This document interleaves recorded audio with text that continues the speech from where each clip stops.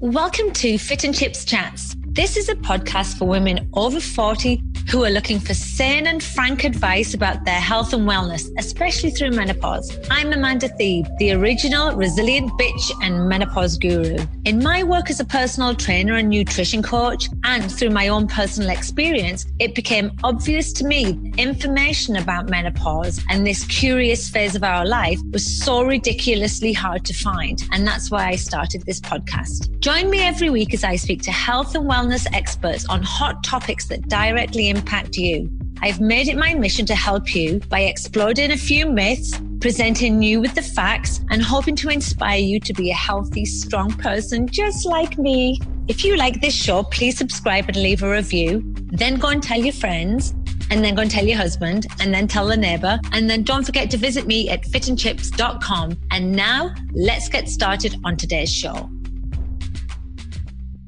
Hi, everybody. Welcome back to this week's episode of Fit and Chips Chats. I've managed to get Dr. Stacy Sims on the show today. It's such a treat for us all because she is such an innovator in women's health, and she's just changing the whole dynamic of the way we talk about women's health. So first of all, I'd like to say thank you for coming on the show and welcome. Thanks for having me. I'm excited. Yeah, let's do this. I'm just going to give everyone a little bit of a background to you, and then I've got like a list of about 1,000 questions for you. So sit comfortable. So Dr. Stacy Sims is an applied researcher, innovator, and entrepreneur in human performance, specifically sex differences in training, nutrition, and environmental conditions. Actually, a senior research scientist at the University of Waikato in New Zealand. I'm excited because when I go over at Christmas, we're going to grab a cup of coffee. We found out that my sister-in-law lives like next door or something. So that's cool. Anyway, back to Stacey. She served as an exercise psychologist and nutrition scientist at Stanford University from 2007 to 2012, where she specialized in sex differences of environmental and nutritional considerations for recovery and performance, specializing in women's health and performance. Basically, she's our woman. She's our go-to. Like you've won so many awards or been named as in so many categories for being this visionary. And then you wrote the book Raw, which should be on every woman's shelf, right? What got you into this to start with, Stacey? What was like your impetus to want to do this? I'm trying to find out answers for myself, really. Starting as a rower and seeing things that were kind of amiss when the girls' boat was doing the same training as the men's, and we weren't having the same kind of what we call fly schedule. So the guys would take off and they would respond really well to training, and then there were times where the girls were really flat and feeling overtrained and not sleeping well. And I started really asking questions, and I couldn't get the answers. So I was told, like, women are anomalies. Oh, we don't know enough about men. Why do we want to study women? And it was just frustrating because I wanted to know the answer. So I started digging in from an academic standpoint of trying to find these answers. And then as I developed myself as an athlete, getting more and more into professional racing and in particular in endurance sports, and getting all these questions still, it just kind of drove the whole, okay, I want to know this for me. Now I want to know this for my teammates. Now I want to know this for clients. And so it was just the drive to get the answers that no one else had. Yeah. And it's still the same in a lot of studies, right? We're still very underserved, aren't we, in that respect? Oh, yeah. And we were just talking just before we started recording this, how you've got these visions of doing these amazing studies. And I'm hoping that you do them. I'm hoping that you're the person that leads the way, because I feel as though we're going to try and focus today our conversation on menopause. And I feel as though this is just, well, I personally feel it because I am postmenopausal now, but just the lead up to this and me trying to find answers. Literally, yours was one of the few books that answered some of those questions. It's the information out there is so thin, and I feel as though we're just like the forgotten population. You must have noticed that yourself. Oh, yeah, of course. I mean, when you look at it, comes down to funding and politics, really. And when you look at the available funding, funding in premenopausal women is very limited, especially when you're looking at nutrition and exercise, because I shouldn't say easier, but the excuse that's used is it's easier just to study men because men don't have the perturbation of the menstrual cycle. And it's a cop out. Like, you can do really tidy studies if you plan for hormone perturbations, but no one really wants to, or has a know-how or is mentored in that way. But then when you get to like peri and postmenopause, it all comes on to the health aspect, looking at, okay, well, now women suddenly have an increase in cardiovascular risk factors and bone mineral density problems, and they're putting on body fat and they're developing diabetes. So it becomes more of the clinical angle. And so we're forgotten on both sides of it. One, because, our hormone perturbation makes this, quote, too difficult to study, or the research funding isn't going to allow them to do a 4 or 5 month study opposed to a 2-month study. And then when you get into the peri and postmenopause, people are like, oh, well, not very many women are that athletic, and it's such a small population that we're just going to focus on the clinical outcomes because we have this big public burden disease aspect that we need to take care of because it's a burden on the healthcare system. The health resource, yes. So, and which makes sense in that argument, I think, is valid. But when it comes down for us to get just valid answers and what I find, and I literally talk about this all the time because it drives me crazy, is that when I try to get like information, if I go down the Google route and then I try and find doctors that are talking about it, inevitably they've got a product to sell me. Inevitably they're looking for the latest like diet to fix us, like we're broken or something, and it pisses me off crazy. And so like recently I just listened to a podcast or an interview with a doctor. I'm not sure if she's a doctor of general practice or a functional practitioner, a naturopath, I don't know, but she's basically pushing keto, and this sort of leads me to my first question, keto with a mix of intermittent fasting for menopausal women, because she believes that that's literally the only way that your body can regulate itself. But I don't see any evidence to sort of back that up. And I know that you're pretty much against it, and I'd love to know your thought process based on the studies on that. Yeah. So, when we look, there are two different things, right? So the keto diet and intermittent fasting, two different trends, really. So the keto was originated for children with epilepsy, and it works fantastic because then for some reason the circulating ketones reduces epileptic seizure cause. But then the impact on body composition comes into play, and it gets translated from clinical into the fitness industry without any viable science for that translation. And so marketing and media make it explode. But when you look at what actually happens from a physiological standpoint, it decreases the amount of carbohydrate, of course, by the nature of it being ketonic, and the long-term research on health is not there. Matter of fact, there's stuff coming out saying that it has the exact opposite of what people are thinking on lipids and such. But when you're looking specifically for sex differences, it decreases the amount of carbohydrate that a woman needs by the nature of they're not ingesting it. And this has major effects on endocrine system. So women, by the nature of having a menstrual cycle and being reproductive, need more carbohydrate. And then as we get into peri and postmenopause, with all the changes that are going on, yes, we become more carbohydrate sensitive, but we still need carbohydrate for function. So when you're looking at specific ketone diets and following the keto diet, it becomes too extreme, I guess is the best way to put it, for our bodies to function in a healthy manner. And it also vilifies the whole food group. And I just literally don't understand that. Just from like a layman's point of view, I literally don't understand that. And we'll go back to the carbohydrate sensitivity in a second. But yeah, on the intermittent fasting, it's got to be to do with the stress load. Yeah. And so for intermittent fasting, this is an interesting one. I feel like I've been Jillian Michael'd in it by coming out and saying, no, I'm not for intermittent fasting. But by the nature of not having specific studies that look at exercise versus intermittent fasting or putting them together, it's doing a huge disservice. So for intermittent fasting, it is a stress load, increases cortisol, increases the catabolic state. And the issue with being in a catabolic state or that breakdown state, especially for people who are exercising, is it increases the stimulation for storing body fat. It also causes a downturn of your resting metabolic rate and thyroid dysfunction.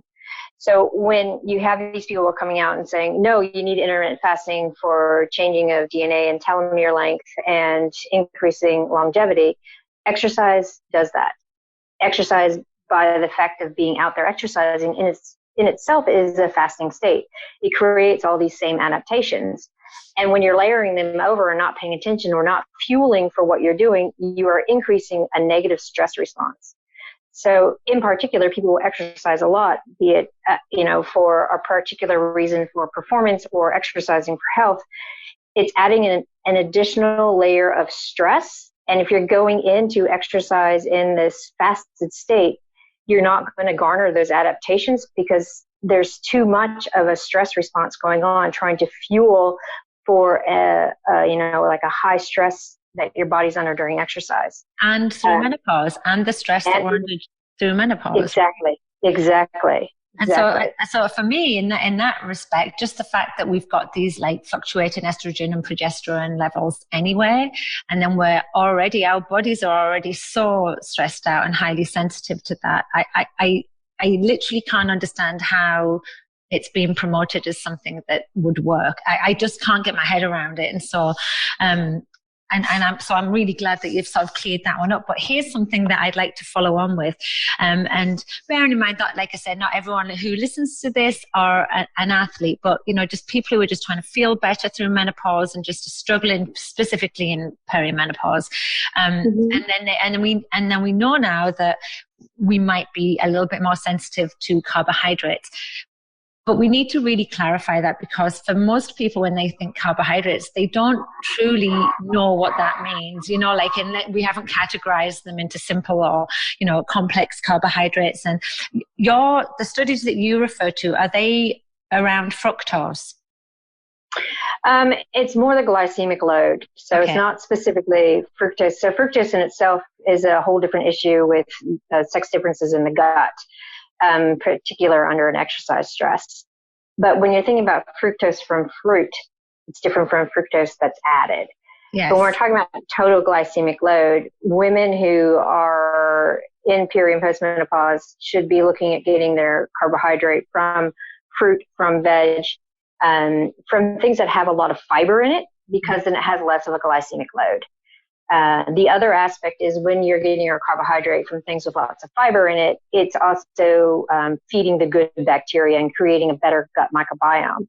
And when we know with the evolving science and the gut microbiome that there's a direct connection between brain, mood, immune system, fatigue, depression, anxiety, and what goes on with the gut microbiome. So you want to foster a healthy gut. Yeah. And if you're eating things that are causing a big glycemic load and blood sugar fluctuations, that'll have a negative impact on energy levels, but also a negative impact on gut microbiome. And hence, keto doesn't give you a lot of fiber. I mean, that's one of the things. At all. Right. You want poop. Yeah. So there you go. So there's that. Exactly. You want a healthy, diverse gut. And if you're eating lots and lots of fat, you're not going to get that healthy, diverse gut.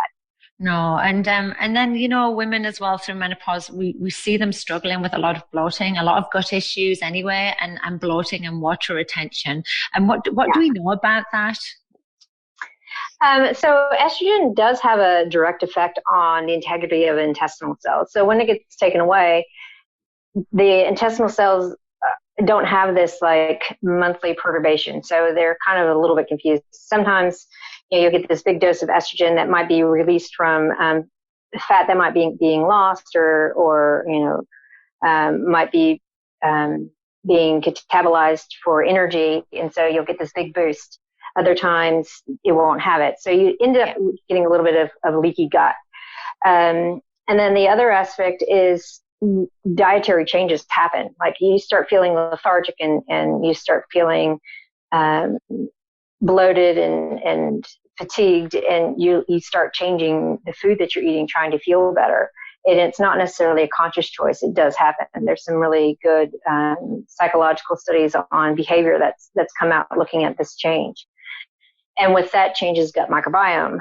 And also with that and the decrease in the mood and depression, you can get an overgrowth of some bacteria, and it can kill off some of the good bacteria. So there's this changeover. So being very cognizant that this is happening and taking care of your gut is going to help alleviate some of those symptoms. Yeah, the bloating and stuff. Yeah, and you recommend the probiotics, but you're very specific about what you recommend, right?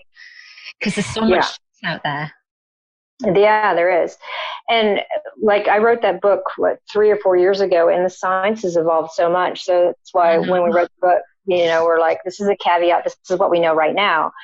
But in a few years, it's probably going to change. And it has. It's like we know that the probiotics over the counter are not necessarily effective. In fact, they can be a little bit, have a negative consequence. We also know that there are really only 3 companies that produce them, and we don't know the longitudinal effect of taking an over-the-counter probiotic.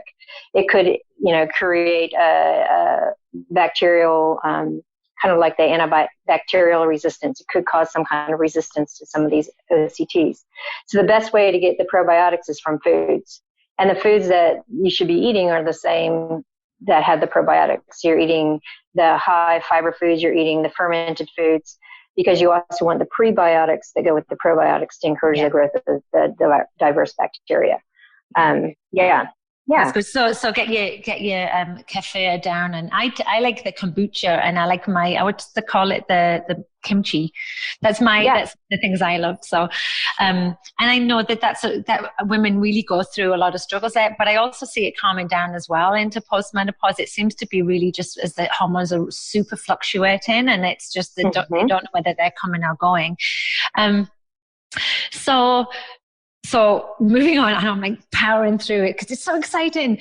So talking about like fats, right? So one of the questions somebody asked me, and I thought this was very interesting, is what you knew about the time difference of absorption for fats, like full fat versus non-fat. Because I know that this is sort of maybe a different question, but like for post-exercise, one of the things that you really like to promote is like non-fat Greek yogurt.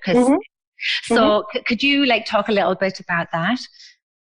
Yeah, so I always say non-fat Greek yogurt before or after exercise because it has a faster gut transit time. Because the idea of having it is to get the amino acids into the system very quickly. Fat, we know, slows down transit time. It's the thing that slows down gut transit time. The other thing to consider and keep in mind is when you're exercising, your gut becomes very hot and hypoxic. So you have blood flow diversion away from the gut. So you're having less oxygen available for the tissue. You're having, less heat transfer away. So after exercise, your gut is very sensitive. And you also have a muting of your appetite hormones. So if you're eating something that has fat in it, 1, it slows down the transit time of getting the amino acids out. But 2, you're going to feel very full and bloated because of this changeover that's happened in your gut and your muted appetite hormones. So when you're looking at what are you doing in and around exercise, you want to support the gut. So fast transit time, nothing that's going to make you feel bloated and just really flat and bleh. But all the other times, you want the fat. So it's just in and around exercise. In and around exercise, yeah. Yeah. And I was going to say, listen, I'm not giving up my fat. I love my butter and my... No. It's the thing that makes us get through the day. Yeah, exactly. Hi guys, Amanda here. I'm just jumping in to ask you a quick favor. If you are enjoying my podcast, then I'd love you to leave me a review on either iTunes or Google Play. It helps me get in front of new listeners so I can keep making great content for you. And in return, I'd like to send you my Abs on Fire 12-week core-focused workout plan. All you need to do after you've done your review is simply email me at amanda@fitandchips.com and I'll send you the program straight away. Thanks, guys, for all your support. And now back to the show. We also know that through menopause, we can have some changes to our protein synthesis. And one of the big questions that gets asked all the time, and I'd really love some clarity on this, is around, just in general, what happens through protein synthesis that's different, but also with specific focus on the branched chain amino acids, because, everything we read now, and it's probably because it's done on male studies, and it's probably because it's ignored this population, tells us that branched chain amino acids are unnecessary now. And I don't know whether the information that you have has moved on since then, but are you still like very much in favor of women using them? Yeah, for two reasons. It's not necessarily for the muscle protein synthesis effect. Like, ow, sorry, my knee just caught. That's why I'm groaning a bit. So back to the question. So when we think about branched chain amino acids, a lot of people think, oh, it's just about getting the leucine out for muscle protein synthesis. But the thing that people forget is that the BCAAs, in particular leucine, cross the blood-brain barrier and help with central nervous system fatigue. And one of the biggest things that we have with peri and postmenopause is this brain fog and this fatigue. So using BCAAs will help counter some of that central nervous system fatigue. And clear up some of the brain fog. So that's my big impetus for this population to use BCAAs, keeping some of the amino acids circulating, keeping a high level in the blood, to work with the other foods that you're eating to stimulate muscle protein synthesis, but also to counter that brain fog and central nervous system fatigue. And then when we think about... so I'm sorry, Stacey, just jumping that. Do you just suggest that as a supplement? Is that just the easiest way to do it, the powder? Yeah. And you can go to the website labdoor.com, LABDOOR, and you can vet any of the products to see if what's on the label is what is actually in the product. Right.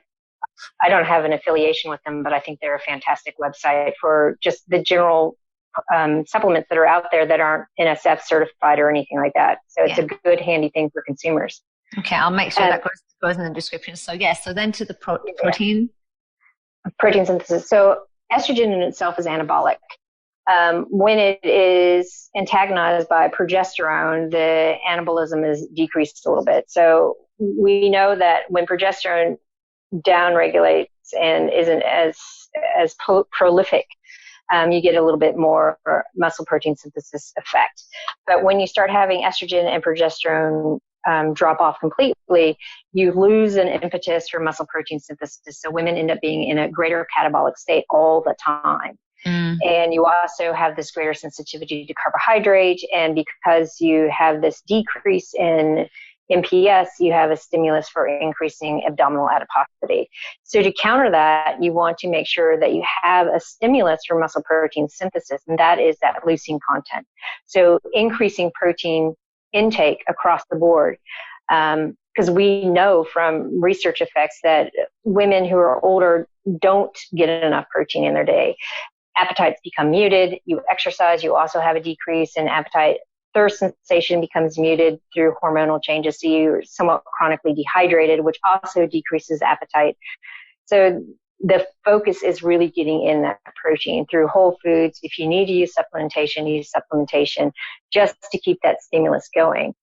The biggest concern with the decrease in the proteins is the loss of lean mass and muscle fiber integrity. So much we hear the communication of within the first 5 years, you lose 1/3 of your bone mass, but we don't hear so much about the lean mass issue. And we know that maintaining lean mass can attenuate menopausal symptoms. We also know that maintaining the integrity of lean mass increases quality of life. So we want to look at changing our nutrition, and we want to look at changing our training to preserve lean mass and bone. And one of the biggest things that we're finding that preserves both of them is plyometric and power training. Yeah, so good. Thank you to segue into that for me. I was excited. That was my thing.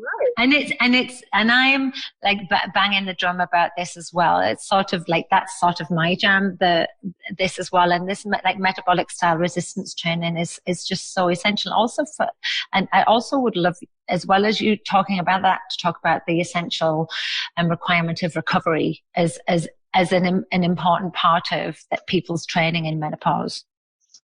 Yeah. So what we're finding is jump training is really effective for bone mass and also lean mass, because running, people think, oh, running is going to give me the stress to maintain my bone mass, and running intervals is going to be that high intensity to promote lean mass, but it's not. It's a very catabolic state for people to be in. I'm not saying don't do high intensity running. I'm saying that's not the go-to to preserve lean mass and bone. It's not a strong enough multi-directional stress to maintain or build bone. And the high intensity aspect isn't enough to create the stimulus for lean mass, because it produces a lot of cortisol. It produces a lot of the breakdown state for the body that we don't want to be in. So you want to plan in the plyometric type high intensity work where you have weighted resistance training, and you're doing jumps, and you're doing lunges, you're doing more of the boot campy kind of high intensity work where you're multi-directional, you're doing fast movement, you're putting some resistance into that fast movement, because those are the things you need to do to maintain lean mass and bone. And then when you're thinking about overall body composition, you can add in some specific run intervals or walk intervals or bike intervals or swim intervals for more of your metabolic conditioning work. But when you're looking at how am I preserving bone and lean mass, you need to put that resistance and plyo work in. And from a recovery. Yeah, so I was going to say, and then of course we know that the benefits for chronic diseases as well, that like all of this together. Yeah. For sure. I mean, like there's so much out there now that says like 20 seconds on, 20 seconds off times 10 is so much better for cardiovascular health than doing a long slog of a 30 or 45 minute run. Yeah. Yeah. But recovery, I interrupted. Yeah, no, so recovery is super important because you want to get out of that catabolic state as fast as possible. And we need more recovery as we get older because we need a little bit longer time to adapt.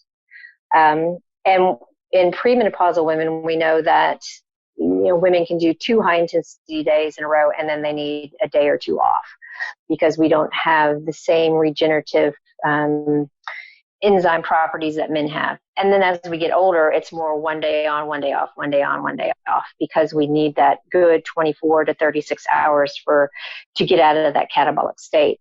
Now, the off day doesn't mean like sit around. It can be yoga or long, slow stuff that's enjoyable, just decreasing the overall stress and keeping your body out of that catabolic state. Yeah, perfect, brilliant. And so it's really great because I already spoke to you about Dr. Roseanne Wood, who did the new study all about building lean body mass and reducing menopause symptoms. Just literally clarifies exactly what she said, and it's what I've been saying for ages, and it's just so great just to continually say this to women because it also is a time saver. It's also like a really quick and effective way. So it's unless you're doing sports specific stuff, and I mean I know there's a lot of women that follow you that are cyclists and runners and triathletes, which are a real time commitment, but for like the general pop who just want to start feeling better and just make general health improvements and improve their health markers, you're saying 3 times a week of this metabolic resistance training is what's going to help them, and it's easily achieved. Yeah, so, and it's not 20 minutes, 25 minutes is what you need. You don't need the big time suck. I mean, the general pop is the rest of us, right? Like I don't have the time now, and so it's like, well, how do we maximize what our physiology is giving us, and how do we maximize what we can do for our body from an exercise and nutrition standpoint? Yeah, and even though you come from this scientific research background, you're keeping it very simple for people. You're like saying, eat protein and eat it often. Watch the carbohydrates that you eat and make good choices with those. Try and avoid the high glycemic index ones, and stay hydrated, work out sensibly, and rest often. And like it's not rocket science, even though it probably is. but it's just that like for tangible takeaways for women, it really with everything out there is just so complicated, and I just feel like that. One of the things I'm trying to do is just give women real easy takeaways that are not overwhelming for them. Because honestly, this time of life is so overwhelming anyway. It's just good, it's good to know. So we talked about the ultra fatigue that, because this is like a very common symptom of menopause, and when the estrogen and progesterone sort of impact that central nervous system. And I had no idea that the branched chain amino acids help that. So and my mind's blown, and I'm like literally going to go and have some as soon as we finish on this call. Is this sort of anything else? Is there anything else women can do about that fatigue that we know? Um, so I've started really because the buzzword now in all the natural industry is coming back to adaptogens. And so like mushrooms are becoming a big thing and that kind of stuff. So I've really started digging back down into the research on things like maca, ashwagandha, chandra.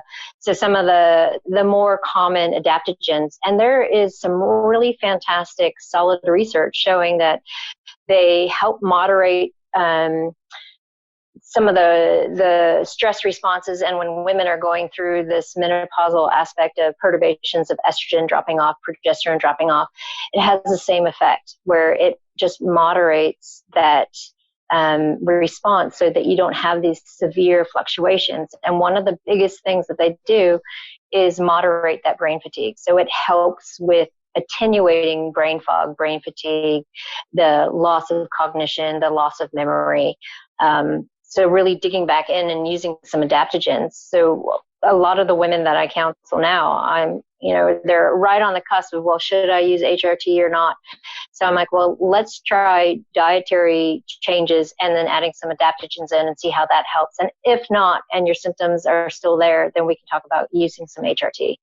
Yeah. So, I mean, and it's really great because I know even women who are on HRT are always looking to supplement their lives with something that they feel is natural and it's a little more organic and it comes from like a place of self-care.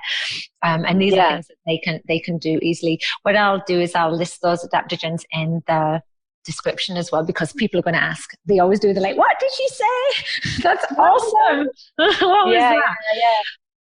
Yeah.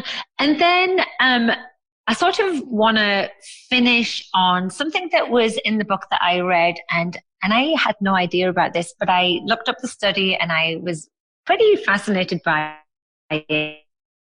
And it was to do with insomnia, and just what happens to our melatonin as we go through menopause. But you suggest that women take tart cherry extract. I'd never heard of that one. So, what do we know about what happens to our sleep? Because it's a massive part of the problem, because women are struggling to just function sometimes during the day because of insomnia or trouble getting to sleep. Yeah. So before we have this hormone perturbation, the natural sleep cycle is that your core temperature has to drop. So normal sleep cycle is you have a resting core temperature and it drops while you're sleeping, and that's how you get into this deep sleep. Melatonin has an effect on that core temperature. And then your natural wake cycle is as your core temperature starts to come up. Estrogen has a direct effect on melatonin and melatonin production. So when it starts to go away, and melatonin is now the only thing that will affect core temperature, in addition to not having the thermoregulatory control that we had before we had this drop off of hormones, which is still not known why this happens or what causes hot flashes. Yeah, they're still looking into that, aren't they? For 30 or 40 years and trying to figure it out. So we don't have that same ability to drop into that deep sleep because our core temperature is all over the show. So when you're looking at using tart cherry juice or tart cherry extract, it is a natural way that your body is stimulated to produce melatonin. It also has a lot of antioxidant and antibacterial effects. So again, it decreases the stress that's going on in your body. So your body doesn't have as much to produce for reparation at night. Yeah. And if you drink it cold, it helps drop your core temperature to get into that sleep. So it's kind of like the trifecta. And there's some really good placebo-controlled studies out there that show that using tart cherry juice over the course of 5 to 7 nights improves all the sleep metrics, like the latency sleep, the time you're awake in the middle of the night, and the way that you fall back asleep. It decreases all of those so that you actually get into a good sleep and stay asleep. And does it matter if it's, is it like a drink that you take, or is it tablets that you suggest? Is there a particular way that's more effective than others? Yeah, so I like to suggest using the cold tart cherry juice. So, maybe 200 mils, 30 minutes before bed, and have it very cold. But there are, like, some people find it a bit too tart. So you can use some powdered. So they now make tart cherry extract that's in capsules. Use that with ice water. But you want to make sure that it is actually the tart cherries, not just cherry. Not just cherries. Yeah. That's fascinating. And do you suggest that over taking melatonin supplements? Yes. Yes. Yeah. For sure, because you can use melatonin supplements, but it's a continuous dose. So some people are really severely affected and wake up feeling hungover. Other people, it doesn't work, and you can develop a tolerance to it. So you have to cycle it on, cycle it off. But by using something that invokes a natural production of melatonin, it's a natural response. Yeah, it's stimulating that. Yeah. Yeah. Okay, that's fascinating. That's honestly so fascinating. We have to wind things up. So I need to know from you, well, first of all, I know we had like 50 minutes chatting, so it's so exciting. I need to know, first of all, so I know your book is still like one of the most popular books out there. Have you got any plans for something else? Is there any other books coming out? Are you allowed to tell us? This week I can. We just got the okay to write a second book, and it's not an update of The Roar, but it is one for peri and postmenopausal women. So I'm so excited. I wanted to expand that chapter and really get into some of the new research. So now we're going to be working on a book specifically for this population. Very excited. That's very exciting. And is it going to be towards... is it going to be specified towards like the general population or more towards athletic performance? How is it? Have we not thought about that yet? Kind of the combination of both, because I am, like we were talking before we started recording, like I'm very interested to see the effects of exercise versus HRT on attenuating menopausal symptoms, because there's lots of good data out there that shows that there is a possibility that the more lean mass you have and the better thermoregulatory control you have, the less vasomotor symptoms you have. So scoping it more for exercise and nutrition to promote health, and then also having some for if you are already an athlete with a high level activity, these are some of the other things you need to look for performance. So kind of the combination of both. A combination of both. That's very exciting. So watch this space.